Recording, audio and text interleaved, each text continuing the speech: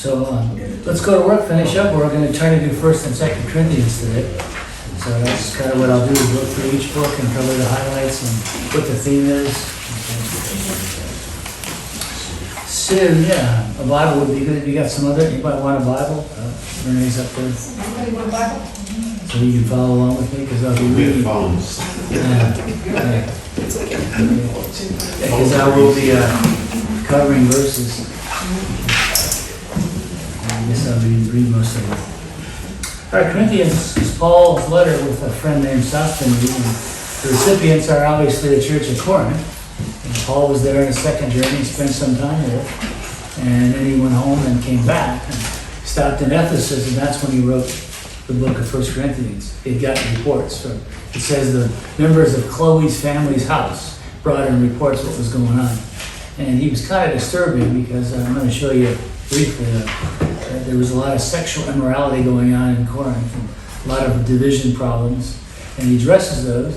He addresses questions on the Lord's second coming, on marriage, on the Lord's Supper. All those kind of things are covered in Corinthians. So let me, you can see the dates. Paul wrote several letters, at least 4. There are 2 mentioned, other than the 2 we had. Okay. So that's a question that I have, is why did God pick these books and not the other ones? Okay. But from what we have, early 2nd century, 100s, there are lists. Marcion has a complete list of all the New Testament books, exactly what we have in the Bible. So very early, they recognized certain books being inspired and being part of the canon. Who was Marcion? Yeah, he was an early church father.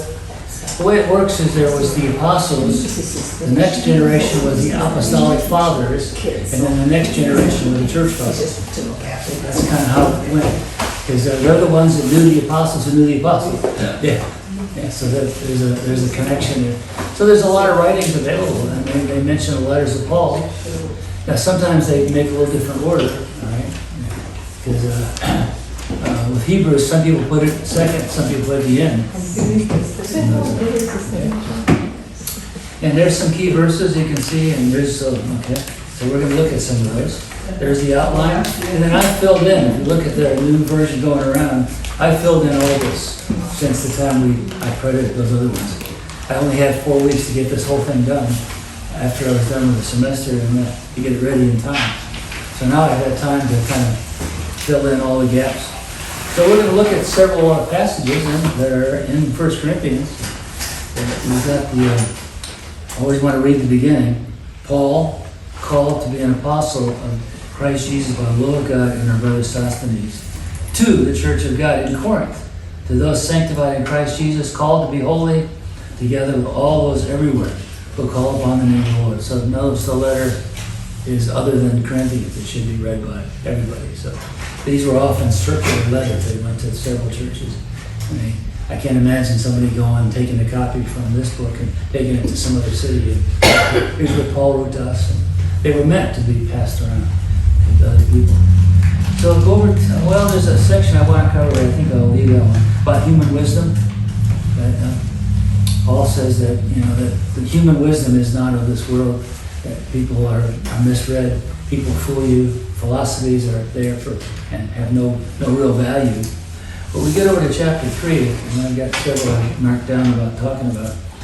But look at this one. This one is, to me, I use many times against certain people. Brothers, I could not address you as spiritual, but as worldly, mere infants in Christ. So what does that tell you about the church and Christians? That there are spiritual Christians and there are worldly Christians. There are people who teach that if you are worldly, you're not a Christian. But Paul does this, and he doesn't say what? You're not saved. You're not really Christians anymore. He speaks to them as if they are a child of God, but they are worldly. He says, I gave you milk, not solid food, for you were not ready for it. So that means there are things in here that are considered steak, not pablum and oatmeal, and strained peas, which I hated when I was a kid. Right? Did anybody play that game with their kids? They wouldn't eat the vegetables, so you play airplane. Spoonful of peaches, and then next spoonful was peas. took my kids 3 times to catch on to that. The game that you're playing with me. But Paul wanted to teach them more, and he couldn't because they weren't ready for it. And so I'm assuming that's what I'm going to face in Kenya is Christians, not because of worldliness, but because of time spent to know more about the Word of God and get into some depth. Because I don't think people realize how much depth there is in these things. When we use the word sanctify and justify and all those kinds of big words, they have real serious meaning to them. Okay? And so that's kind of the depth. My favorite set of books in my library was Louis Berry Chafer. Anybody know that name? He was the founder of Dallas Seminary. And he wrote an 8-volume. When I could afford that, it was like $60 back then. Today it would be like $300 for a set of 8 volumes, and it covered every aspect of theology. And I used to love those books. I'd sleep with them sometimes. But just to see a book, a whole volume about godly knowledge could teach me so much in those volumes, right? Indeed, you are still not ready. Okay. You are still worldly, for since there is jealousy and quarreling among you, are you not worldly? Yes, they are. Are you not acting like mere men? Now, I think I know what that means. See, what do you think that means? That you are acting like mere men. I think there's in the context, pretty clear what that is. Anybody want to take a shot? And that's always with Scripture. There's the doctrine, okay. Then there's the interpretation, and then what's the third phase of biblical knowledge? Doctrine, the facts, the knowledge. Then you got to interpret it, and then what? Understanding. Yeah, well, you're close. Application is the third phase. You got to apply it to your everyday life, and that's the trouble I see in Christianity is that there are people that talk about theology when I was centering all about discussing, debating it, but they had no practical aspect to the work. They were all theory, how many angels can stand on the head of a pin and all kind of stuff that goes on, talking about all these doctrines. But you've got to interpret it and then apply it in your life. It's got to be meaningful. And I think people sometimes go the other way. They make all application and very little teaching. And some are all teaching and very little application. The balanced Christian has both depth in theology, but also practical application of what's being taught. So what do you think he meant by mere men? You were acting like mere men. Worldly, just normal, sinful. Mere men. I think there's something different. I think he's talking about unsaved men. You're acting like the world, the unsaved people. You're not acting like a Christian. So really, we come up with 3 categories of people. There are godly Christians, worldly Christians, and then those that aren't Christians at all. So there are the 3 levels of people in the world. He addresses all 3. Okay? I follow Paul, another I follow Apollos. Are you not mere men? Are you acting like just people who don't know Christ?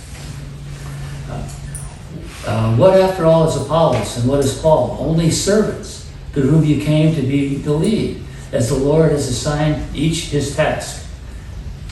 I planted the seed, Apollos watered, and God made it grow. So there shouldn't be any jealousy or confusion. We're all on the same team. Somebody makes a sacrifice bunt, and God runs scores. See, that's what people do. They sacrifice for kids and things like that. So neither he who plants nor he who waters is anything, but only God. Because without God, there's no increase. We can talk, we can teach, but God gives the increase. Right? And I've always been mindful of that. Anything I do, I count on God to give the increase. He's the one that makes it work. And so it's always been easy for me to be humble. I had a friend of mine named Max Alt, who was a Vietnam veteran.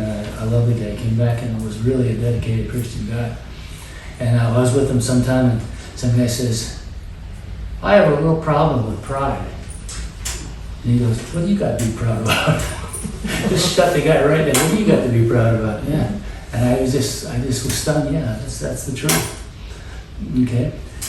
But God who makes things grow. The man who plants and the man who waters have one purpose, and each will be rewarded according to his own labor. So a lot of people will be rewarded not for actually completing the deal, but for the work they do, the money they give, the people they help, the things they do, the love they show. So any thoughts on that passage? I got several I'm going to try to cover today, but we'll see. What are your thoughts on that? That there are people that talk about that if you're worldly, you're not a Christian. Sadly, that's not the case. We've had many pastors that have been in the ministry for 20 years that fall into sin. And so it's a sad thing. Now, what are God's answers to worldliness? That's a good question. What's God's answers if he sees his children are worldly and living in sin? Exhortation is one. He says you're doing it. It's interesting. Sometimes Greek makes a difference. I used to teach my classes about that. Read the Bible, okay, without any helps, no concordances, no commentaries, no knowledge of the original language, is like in listening to a volume on the radio.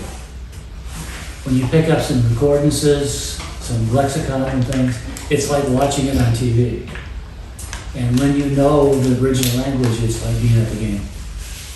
Now all three, you know the score, you know what's happening. But what a difference between radio, then television, and then being at the game itself. And that's what it does for you.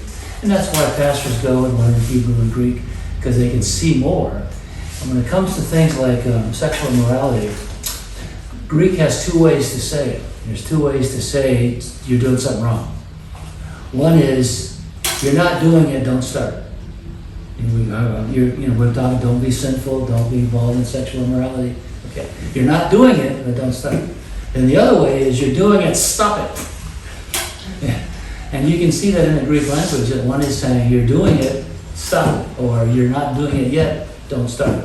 And you can see that within the Greek language. I go over to chapter, I wanted to cover chapter 9 next. I'll come back if I want to pick it up.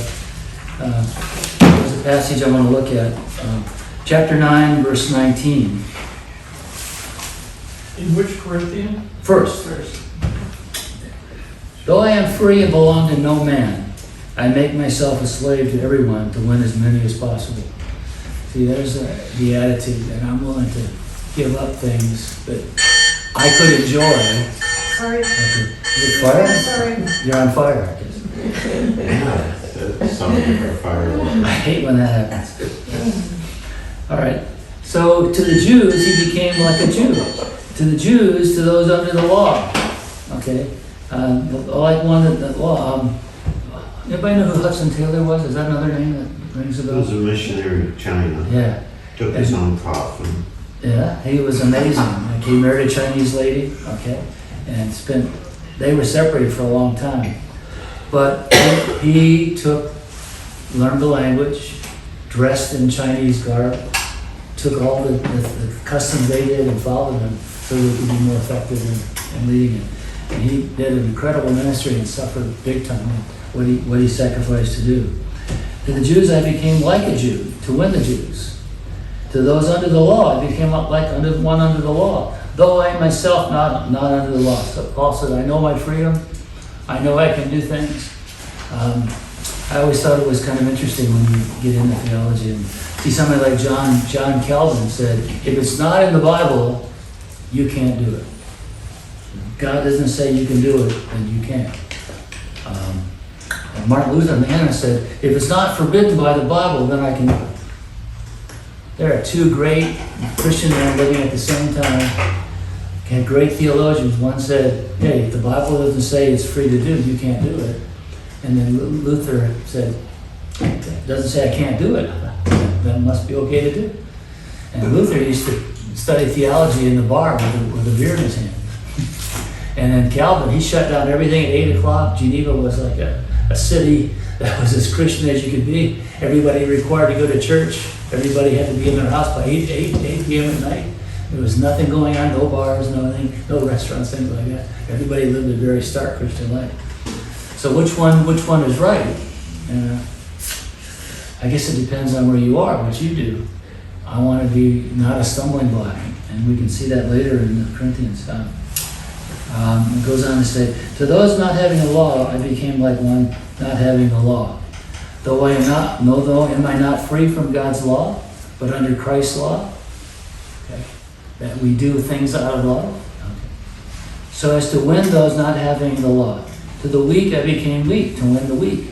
I became all things to all men, so that by all possible means I might save some. So Paul was willing to make whatever sacrifice necessary in order to win the lost. I do all this for the sake of the gospel, that I may share its blessings. So, Paul. Now the next few verses, I think is one of my favorite passages of the entire Bible, because they're dealing with sports. I don't think people realize how many times Paul talked about the racetrack, athletics, running the race. Yeah, he used sports analogies all through it. So that's why I like it. This one was meaningful for me because it really struck home because of my past successes in athletics and failures. Many failures more than successes. But do you not know that in a race all runners run, but only one gets the prize? So you watch the Boston Marathon or something, they're all ready to run. They're all dressed up in their nice jumpsuits and new sneakers and everything, ready to run. But what happens? Okay, but only one is first. Only one wins the prize. And I think a lot of Christians are willing to run in the race. I go to church, I read my Bible, I go to services, I take communion, I do all those things. And it's like I'm running the race, I'm involved. Okay. But look at this. Run in such a way as to get the prize. So when you use that analogy, when you're in a race, everybody runs, but only one runs to win. And I've run in some races, and you could always kind of tell the guy that's going to win. He was serious-minded, set to go, and then you can see those that are there just to say, I ran the race. Some people run the Boston Marathon, take 8 hours. Okay. Should only take what? How long should it take? 2 hours, over 2 hours. Yeah, nobody's broken 2 hours yet. But that's 26 miles in 2 hours. That's it. You're a serious runner when you do that. Okay, but look at the rest of this. Everyone who competes in the games goes into strict training. What a lesson for Christians. Everyone who prepares for the games, who competes, not somebody who runs, but somebody who competes, goes to strict training. Kind of goes with the pastor's sermon the last few weeks. Okay. The basic training, you go into strict training. Okay, what does that mean? You take care of your life, you clean up your act, all right? You discipline yourself, you get your devotion time in, all those kind of things. They do it to get a crown. And I like this part, that will not last. Okay. But we do it to get a crown that will last forever.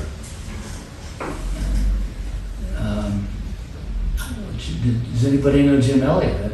I've read a lot of biographies. Does anybody know Jim Elliot, that name? Very famous missionary to the Alca Indians in South America. Isn't he the runner who wouldn't run the Olympics on Sunday? No, that's Chariots of Fire. Yeah, that's another one. Yeah, he's not a runner. He was a missionary, but he died at 29. He was killed by the Indians he was ministering to. But he made a statement. This is a famous statement I've ever heard, I think, in Christianity. He is no fool who gives up what he cannot keep to gain what he cannot lose. And if you want to react to that statement, I mean, what a credible person to do that. We have, when I was just reading, getting ready for this, I was reading in Hebrews about we have a great cloud of witnesses, okay, that are watching us, how we perform. Just like the Super Bowl, there's going to be a great crowd of witnesses watching the volume from it. And those that perform, Bob Wilkinson, you probably don't know him either, right? Coach at Oklahoma. He gave a speech once and he said, the problem with Christianity, there are too many people in the stands and not enough people in the field. Think about that analogy. There are too many people in the stands watching and not enough people in the field playing. So in a football game, there's a few people giving it everything they've got, blood, sweat, and tears, and a bunch of people drinking beer sitting on their butts. All right. And so, those are the kind of things that really kind of get me to think as other Christians do that kind of thing. But I want to make an analogy coming up. Let's see. I do not fight like a man beating the air. What do you see in that analogy? A man beating the air. What do you think that refers to? See, I'm into sports, so all that stuff makes sense to me. Oh, like beating your head against the wall? Kind of. What do you think when you see somebody beating the air? What do you notice? Any guys seen any Rocky movies? No? I think it's a boxing analogy. Because what a box is always shadow box, right? They're always shadow boxing. And he says, that's like a man beating the air. He's not hitting anybody. He's hitting, going like this, and nobody's there. We want to be somebody's hitting the target, actually in the warfare, and not just playing around and running just to be running. Okay. No, I said, no, I beat my body and make it my slave, so that after I have preached to others, I myself would not be disqualified for the prize. So what happens with disqualification is when somebody does something and says, we're going to reject you. You know who Rosie Ruiz was? She cheated Yeah, she took a cab. to win the marathon. Yeah, she won. They took a film and found out that she had gotten in a car and driven part of it in a car, and then came out and started running again. Yeah, and she was the winning lady. But she got the medal in the first place. Yeah. And they took it away later. Well, it's like Jim Thorpe who lost his medals and then got them back. I guess they did that. Jim But he Thorpe. earned them. Well, he competed in the 1912 Olympics in Stockholm, and he won the anthem and the decathlon, right? But he had worked a summer on a baseball team, got paid. He was working on a farm, and some guy said, we know you're a good ball player, would you come play for us? He got paid like $50 a week. And so he made him not an amateur. So when they found out that he had gotten money for playing sports, he was disqualified. Then finally his family realized how stupid that was. That he was voted the greatest athlete of the 20th century, that they gave his medals back, but he was dead already. So he didn't get them back in person. They had died. But see, I've experienced this because when I read the scripture a few times, I came to experience with me. When I was in high school, I wanted to play sports. I always loved sports, but it wasn't that good. I was always on the bench. Ken got in when the game got out of control. I was third string quarterback on our football team. I got in once in a while when we couldn't lose. Made a lot of mistakes, but in my sophomore year, on my freshman year, I played on the freshman basketball team. I was the 15th man on the 15-man team. I was listed in the program as third string center because they had 3 for each position. That put me on third string center. I barely got into games. All right. The only thing I did well was I used to lead the league in catching the ball after it went through the basket. I would also catch the ball and they would hand it to the ref. I did that more than anybody else.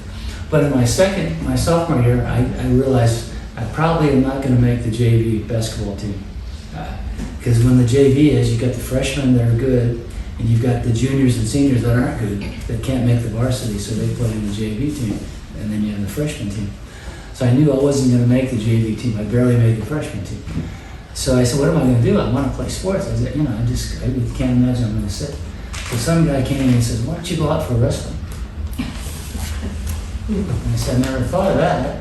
It's a high school sport. So I said, all right. I went out and did it. And I weighed 118 pounds. So somehow I put on 70 pounds. And I weigh 180 today, so I don't know. 70 pounds in 50 years of living. And so I went out and they have tryouts. The coach said, well, anytime you want to challenge somebody to move up in the list, you just say so and we'll have a match. And so, but you can only challenge one place up. You got to work your way up. And so I got into the group and I said, well, I guess I weigh 118. That's the 120 category. So I tried that and I got wiped out. The guy just pushed me all over the place. So I said, what do I do? I'm not going to ever beat this guy. He's a district champion. So I said, well, I'll go down a weight class to 112. And so then I went to 112 and I was doing better, but I still was like third or fourth on the list. So I looked one place down and go, 104. 104. I needed to tell you. Yeah. So I challenged. I beat the guys. I was the number 1 guy in the 104 weight class. But I had to get down to 104. I couldn't wrestle because they'd have weigh-ins every match. An hour before the match, you had to get on the scale and weigh You don't in. eat before you go. What? Don't eat several days before you even get in. Oh, all that kind of stuff. I used to eat lettuce and drink honey. That's the stuff. After a match, I'd take a shower and gain 3 pounds. Because I would start spitting and all that kind of stuff. And all you had to do is get that needle to go just off, stop touching. And I would actually breathe out air, because air weighs 0.08 pounds per square inch. And I'd get on the scale, and sometimes it wouldn't move, so I'd run around, spit, do all kinds of stuff, and then come back and get weighed in again. I just had to get up, and then you could eat, and I'd eat a candy bar or something before I got to wrestle. But to get down at 104, I can't believe the torture, going from 118, It's that was not I was super skinny, to 104. What? I said it's not healthy. It's only 14 They pounds. should- But what percentage of 118 More than 10%. is 14 pounds? That's And how tall were you at that time? But see, I'm relating to this passage, meaning, we do it for an earthly crown. Yeah. I did stupid things to earn a recognition and a trophy that doesn't really matter. And so I finally would get down every week. I'd have to start dieting, before a match on Friday nights. But Tuesday or Wednesday, I'd stop eating, just barely eat anything. And one of the things I did to lose weight is I would get onto the mats. We had these big, thick wrestling mats. And our wrestling area was above the pool. The pool was down here, and they would push the bleachers back, and there would be a big space. And the wrestlers got that space. But in the winter, which wrestling season was in the winter, the pool was heated. And so that area was up. It was hot to be there. So you could lose weight, sweat, all this kind of thing. So after a practice, I would get onto the mats. I'd take one of the big rubber mats and put it over me, lay on it, put it over the top, and you'd sweat even more. It was a super swan. So one day I was under there, I had to lose another couple pounds because I get to 104 by wrestling day. And I got to get up and I couldn't move.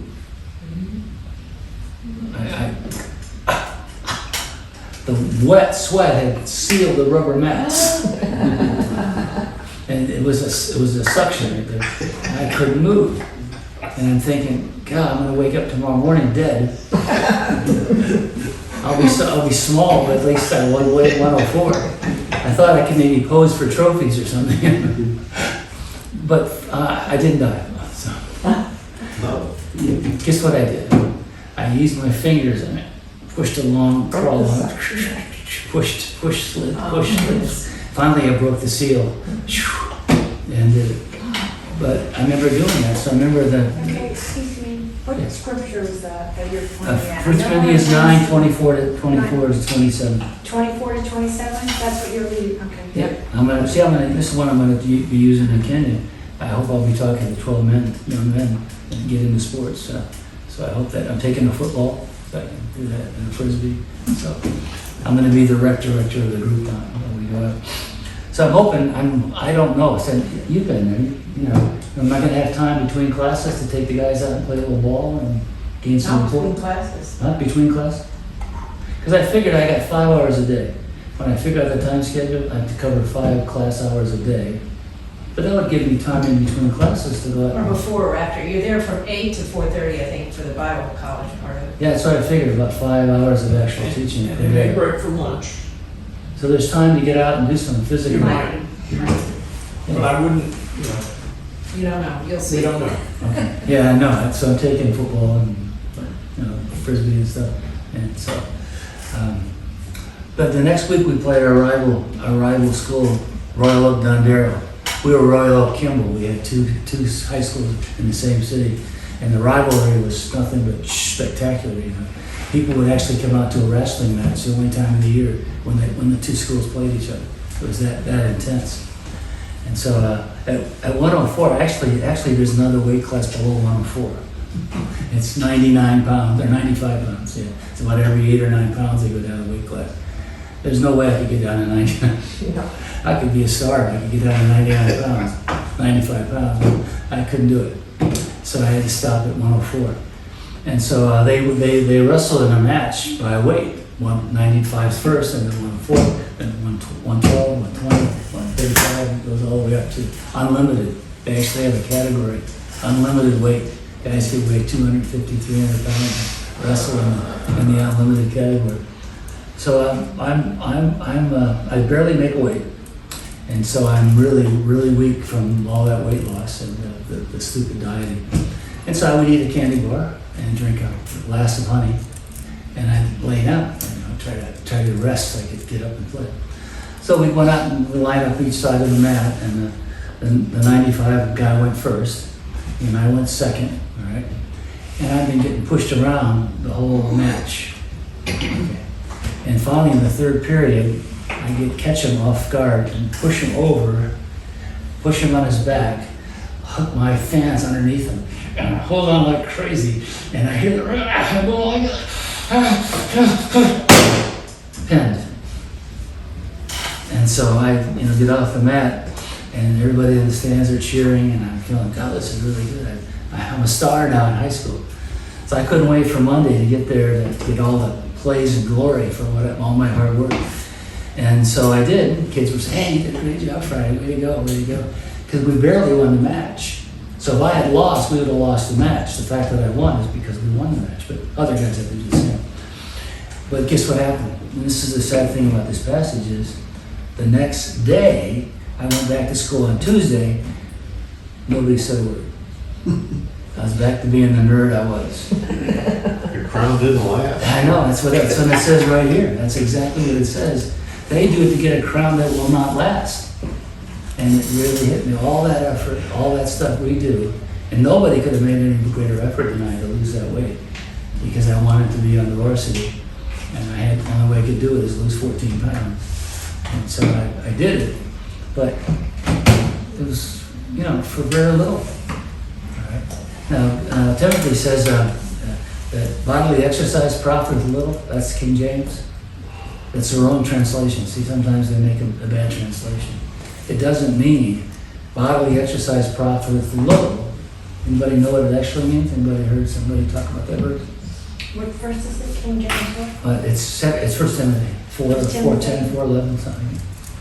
1 Timothy 4:11. You take it? 4:11. Yeah. I'm impressed.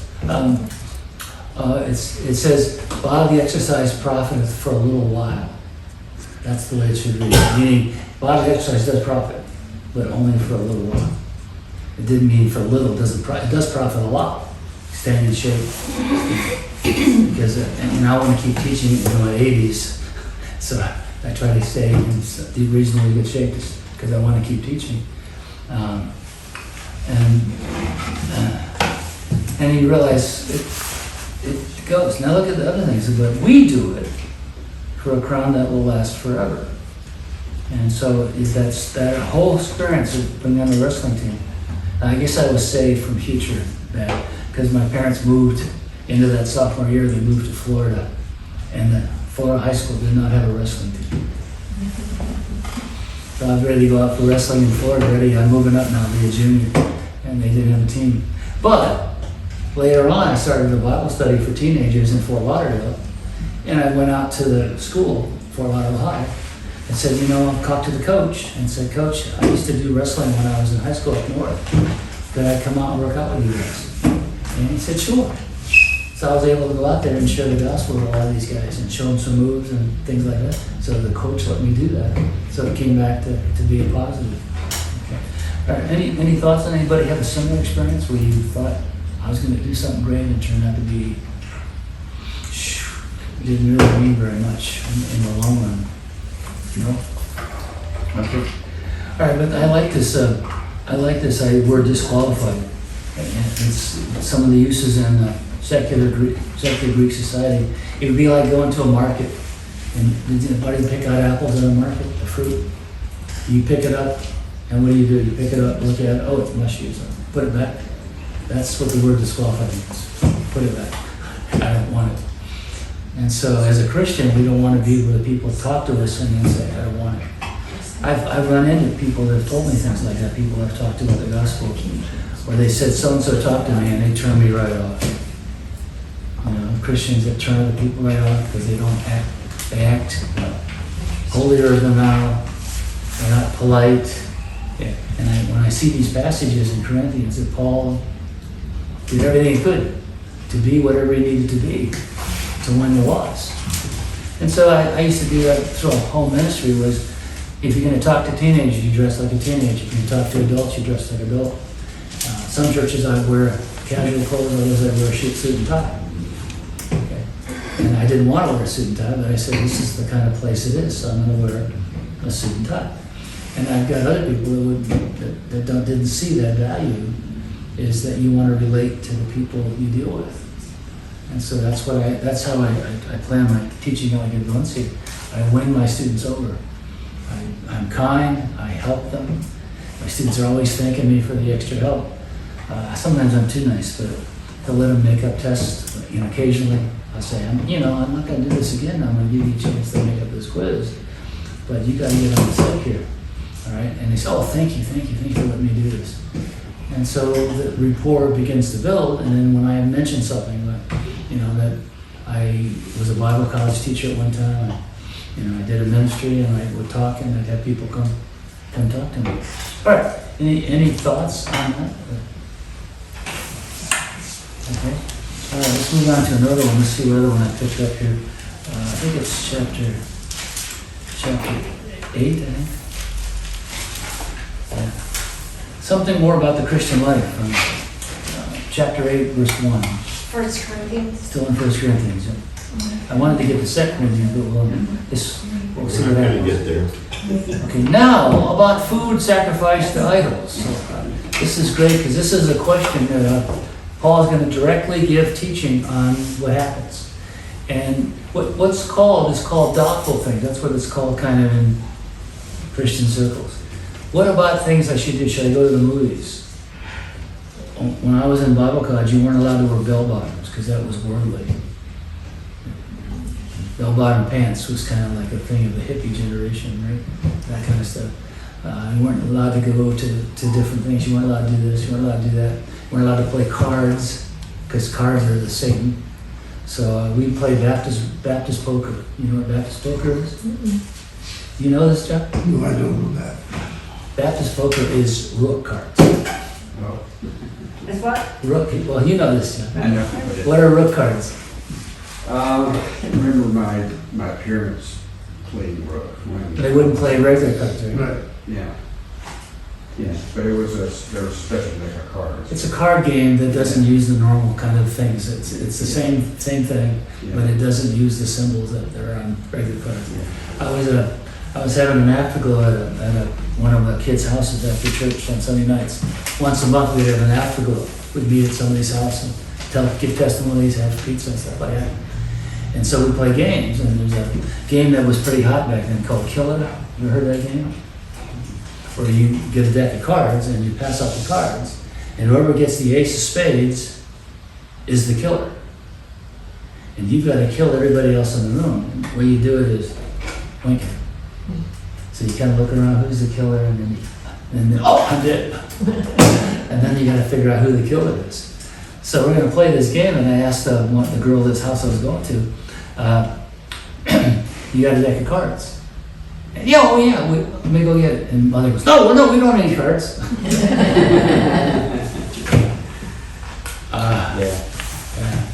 Fortunately, they had some rook cards which were permissible. That's called Baptist poker, because you could use those cards, but you couldn't use the other ones.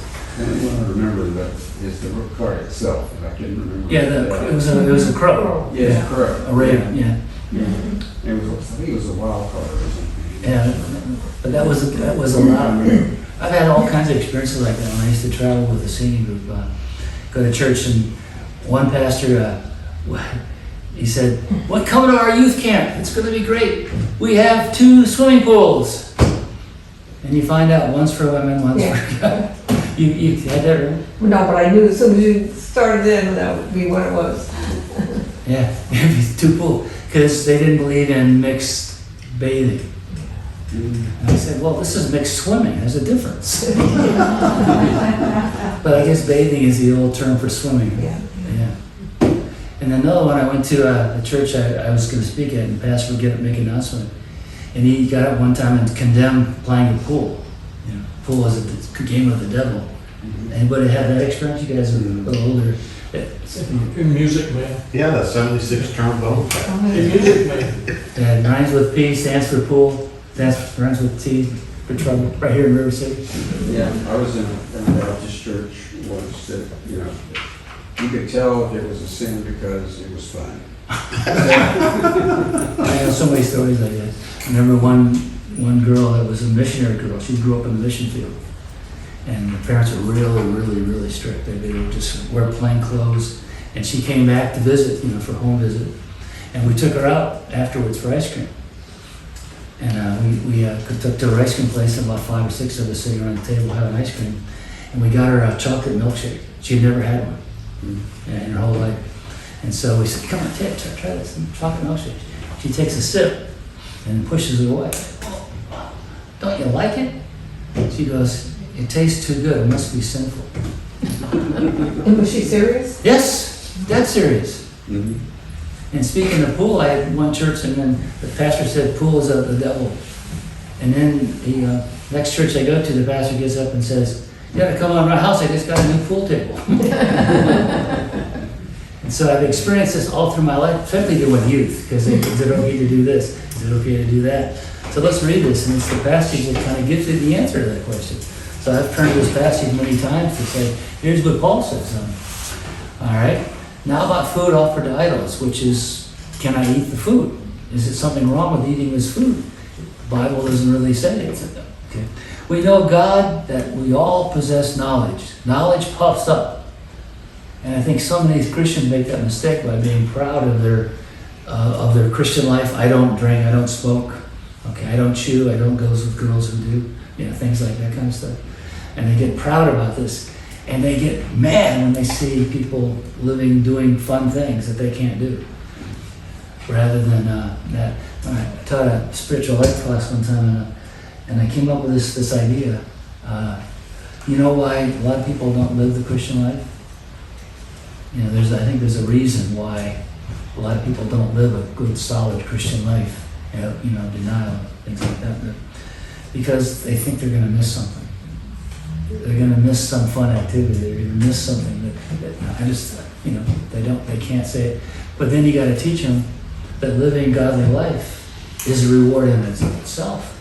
You avoid so many issues and so many problems, and the joy of being a godly person is way outside the happiness that comes from doing those other kinds of things. So then, about eating food sacrificed to idols. We know that an idol is nothing at all in the world. So it's a piece of wood. I had a friend in college, Tamaka Takioka. She was a Japanese girl that trusted Christ. Her father was an idol maker. And she grew up with her dad making idols in the store and then selling them to people. And she could see him take a chunk of wood and make an idol out of it. And she began to question it. Question whether that made any sense, that people are worshiping these things and they're just a piece of wood, piece of rock. So eventually she met a Christian and got a track and trusted Christ as their Savior, came over to the U.S. and went to Bible college. But the fact that she could see idols and then say, idol's nothing. It's just a piece of wood. And it's hard for some Christians to do that when they look at a cigarette or a piece of pie or whatever, something that should be off limits to Christians, right? But you're not. Okay. The man who thinks he knows something does not yet know as he ought to know. But the man who knows God is known by God. So then, about eating food sacrificed to idols, we know that an idol is nothing at all in the world, and that there is no God but one. I knew the story about a girl that some girl came up to her and says, God told me you shouldn't wear lipstick. And I love the answer the girl says, well, I just talked to him, he didn't mention it. Yeah, that's kind of the attitude. It's okay. So then, but see, knowledge puffs up. If we have that knowledge, well, I can do this. But is it come out of love? So then, about eating food sacrificed to idols, we know that that's nothing. Okay. For even if they're so-called gods, whether in heaven or earth, as indeed there are many gods, many lords, yet for us there's but one God, the Father, whom all things come, for whom we live, and there is but one Lord Jesus Christ, though we whom all know came through and whom we live. So we know that. We have the knowledge that there's only one God. These aren't gods. They're nothing. Because they don't mean a thing. All right? But not everyone knows this. Some people are still so accustomed to idols that when they eat such food, they think of it as having been sacrificed to an idol. And that sense that conscience is weak. So you can't go to a movie, you can't do this, can't do that, can't wear this, can't wear that, okay? Yeah, you're so accustomed to that being wrong that we then expect others to follow the same line, okay? I like that, but not everyone knows this. Not everyone knows the freedom that there is one God. They're weak in the way they think. And since their conscience is weak, it is defiled. But food does not bring us near to God. We are no worse off if we do not eat, and no better if we do. Okay. So remember what Christ said about evil? It's not what goes into you, it's what's the rest of that phrase? Comes out. Yeah, it's not what goes in that defiles you, it's what comes out of you. It's what's in you that comes out. Okay. There is one guy I knew that was a minister, and his ministry calling, you kind of say, was to prostitutes. And he would go into brothels and go around talking to the girls. Can you see where somebody would say, that's not Christian. That's not a thing you ought to be doing. But he was very, very, very successful at it. Anybody react to that? Say, man, it's nothing. It's just bodies. It's I'm here with a clear motive. If you're compelled and you're led to do something, all of that around you, you don't even think about what other people think. And other people think, what does that look like? I see what you're saying. From the outside, they couldn't comprehend what was going on the inside. And yes, he was very successful. All right. But be careful, however, the exercise of your freedom does not become a stumbling block to the weak. Now there's the kicker. That's the one that kind of said, I know I'm free to do all these things. Can you go to a ball game? Can you go to a movie? There's people that says, well, you can't go to the beach because of people that are unscantily clad. Can you watch a TV show? Can you read a magazine? All right. See, if you really know God, it's not going to defile you. It's not going to hurt you. All right. But we don't want to be a stumbling block to the weak. For if anyone with a weak conscience sees you, who have the knowledge of eating in an idol's temple, won't be emboldened to eat what has been sacrificed to idols. And when that weak person eats, what happens? They have a conscience. They think they're sinning. When you do it, you're not sinning. They sin. They do it. They are sinning. Because in reality, if you think something is wrong and you do it, then that's a matter of intent. Christ died is destroyed by your knowledge. When you sin against your brothers in this very way and wound their weak conscience, you sin against Christ. Therefore, if what I eat causes my brother to fall into sin, I will never eat meat again, so that I will not cause him to fall. Now, what's your reaction to that passage? Okay, that's the term doubtful things that what Christians can do. I mean, there's people in this church that I know, I've been to their houses, that drink wine. And is wine condemned in the Bible? No. You're not supposed to get drunk on wine. Yeah, it says, be not drunk with wine, wherein is, what's the next word? Be not drunk with wine, wherein is excess. The Bible condemns drunkenness, but not drinking wine. So, but if somebody drinks wine and gets drunk, and it's your fault, see, what do you do? See, I've never drank, so it's always been easy for me. So I've never had that problem, never smoked, never done drugs. And I've always wanted to lose weight. So I was very, very careful with what I would eat or drink. Any other thoughts on it? Has anybody ran into these problems or issues? We seem to have a pretty open church from what I've seen. People aren't stuck up on things. What about something like dress? We have a lot of people from this church that dress pretty sloppily. I've used this verse to say, stop it. You know better. It doesn't matter what they wear. God cares and loves them regardless of what they wear. Yeah, but I used to teach you should wear to church what you would wear to a wedding. Yeah. Yeah, that's how I grew up. You grew up there too? Yeah, that's how you decide. That's culture, that doesn't mean. Yeah. That's Is that all. biblical? Anything to do Can you with find God. that anywhere? I don't think so.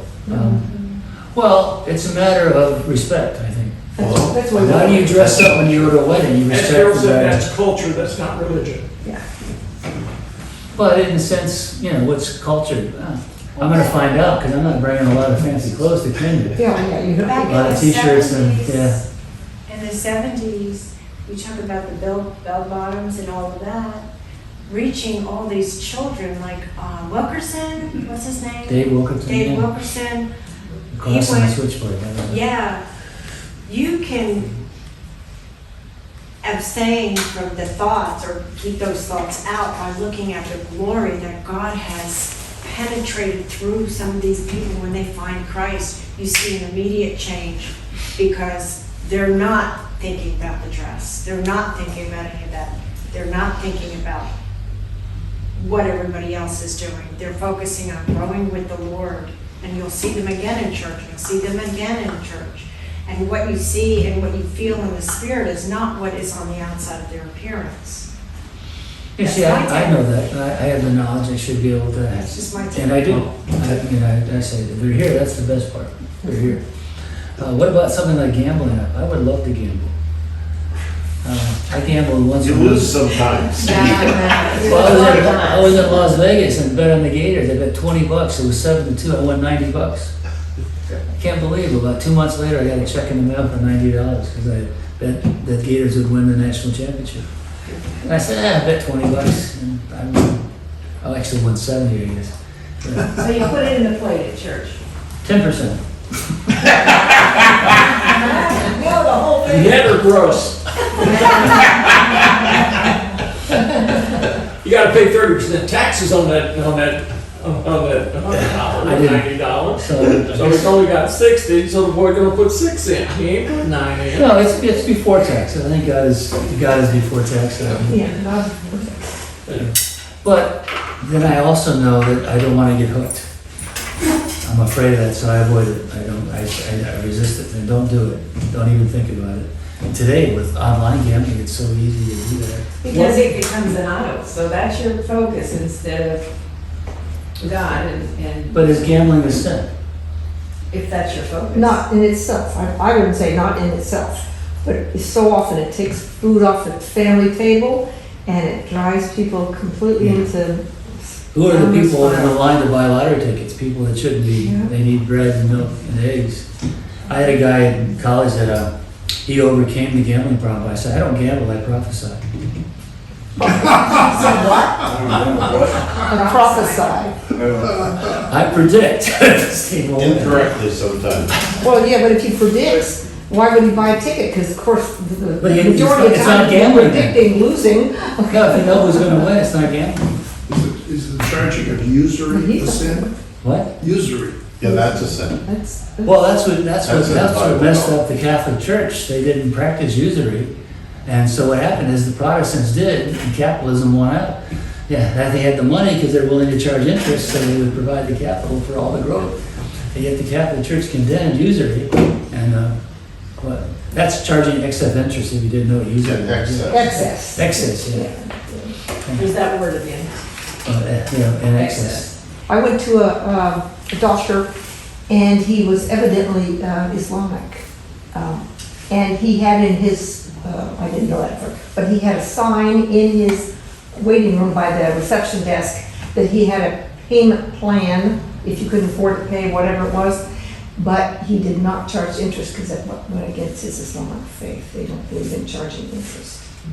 I didn't know that before, but that was interesting. Yeah, it is. I just loaned my sister $25,000 so she could move. She was selling her house and buying a new one, and she needed the money in between Yeah. because she couldn't do both. For a loan in Well, once she between. sold her house, she paid it back. Yeah. But Doesn't it say in the I wouldn't Bible- charge any interest on it. Yeah. My sister, I'm not gonna charge Yeah. any interest. Doesn't it say somewhere if you loan, don't expect to get it back? Doesn't it Yes. say that in here somewhere? Yes, you don't expect to get it back. Yeah. I've said that. And every 7 years you you're supposed to forgive I've all said your that, debts and. but trust me, I'm not quoting in here. No, but it is in the Bible. Yeah, But yeah, can you imagine what happened if she said, I'm not paying you back? yeah, I mean, You'd really. be angry, Yeah. but Well, I loaned my daughter some money to pay off her doctoral, during her doctoral program. And she hasn't paid me back. I didn't expect it back. It's my daughter. Yeah. Yeah, I'm happy to help her with her education. She's this close to getting her PhD.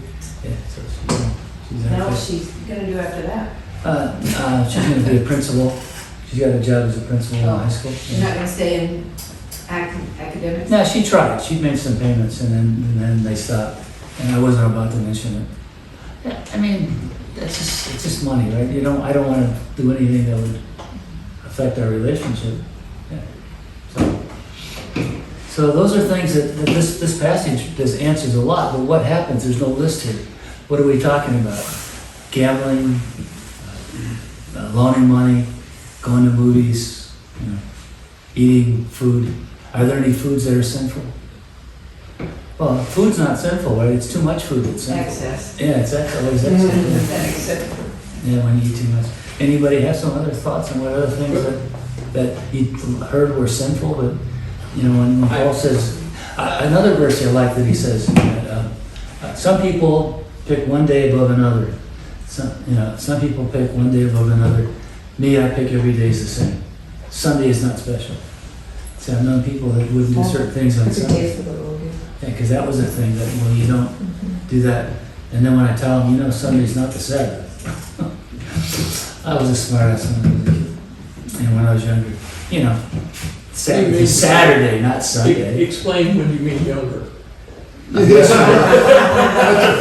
Yesterday.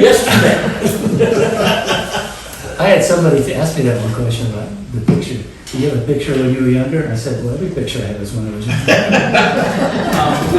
I was gonna say is that, and Carol heard me say this, is that I saw a Joyce Meyer thing, just a very brief thing.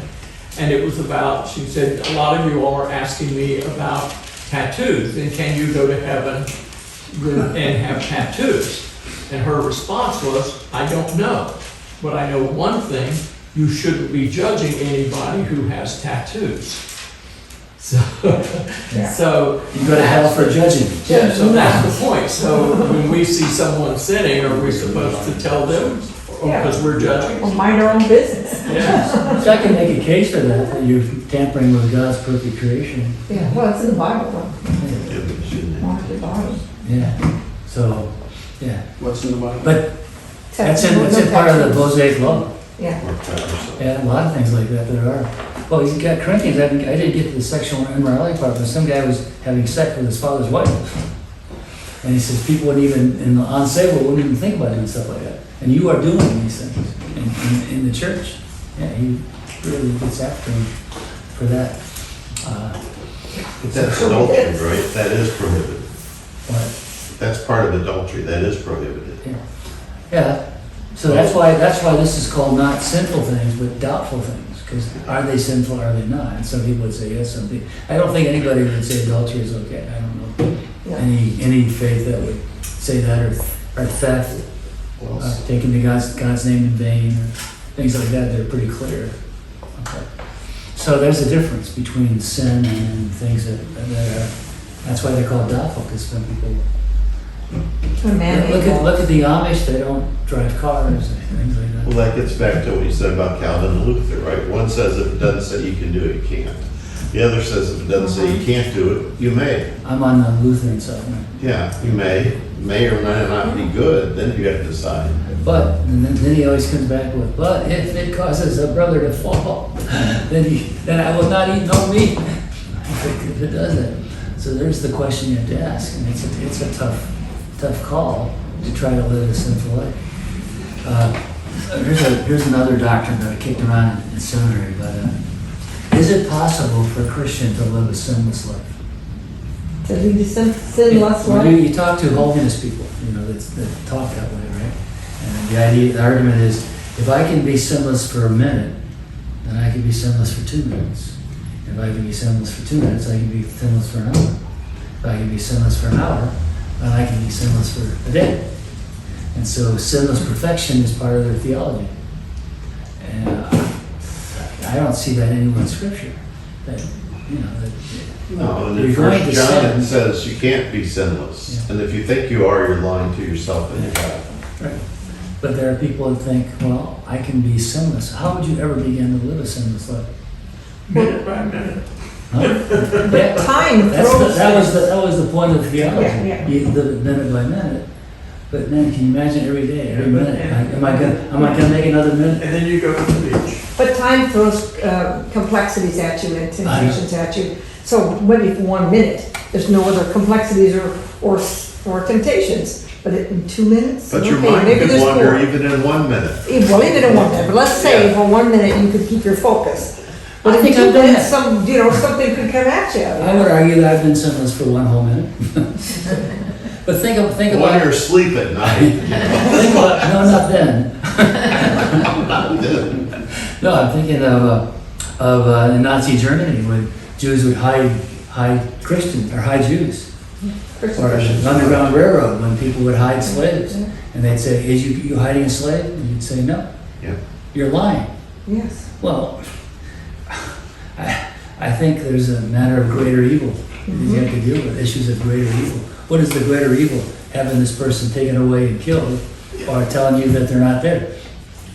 Yeah, I see. So I would have no trouble lying in a situation like that. Are these the issues that Bonhoeffer wrestled with? Oh yeah, yeah. If you know who Dietrich Bonhoeffer was, he lived during Nazi Germany. He eventually was martyred. He stood up against the Nazis. One of the few that stood up against the Nazis and condemned Hitler. Yeah, and then they killed him for it. But that's like saying, are you planning a surprise party for my birthday? Oh, no. Well, not anymore. You can't. This is canceled. No, Or do I look good in this dress? does this dress make you look fat? No, your fat makes you look fat. No more than usual. That's my answer. Yeah, You're but still with it? I See, don't we know. face choices of greater evil, greater good. Yeah. So it's tough to live the Christian life, but then what does God say? Just focus on Christ. Day by day, moment by moment. You're going to slip occasionally, but what do? What does 1 John say? John was quoting 1 John about 1 John says, if you sin, don't let it go on. Stop it. Confess it. And then, Christ will wipe out all evil. You've confessed it.